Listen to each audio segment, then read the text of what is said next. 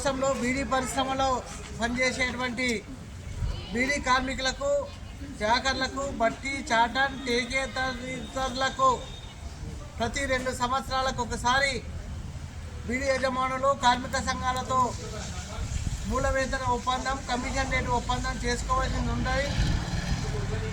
కాబట్టి బీడీ టేకేదారులకు గత commission rate ఒప్పందము April 30 నాటికి ముగిసింది.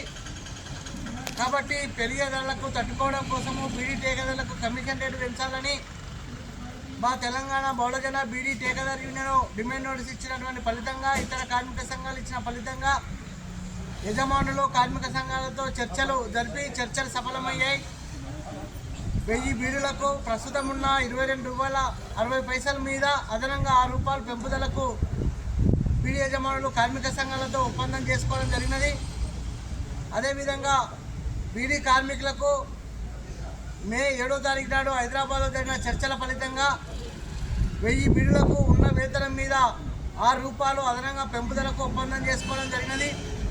1000 బీడీలకు బీడీ కార్మికులకు ₹255.23 ఈ మే 1వ తారీఖు నుండి కట్టియవలసింది ఉన్నది.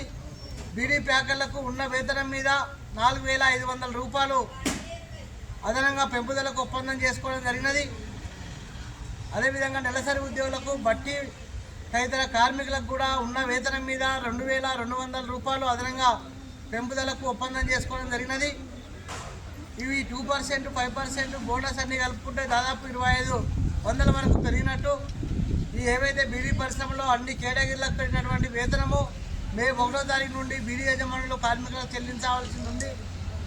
కాబట్టి ఇది కార్మికుల విజయము, కార్మిక సంఘాల విజయము.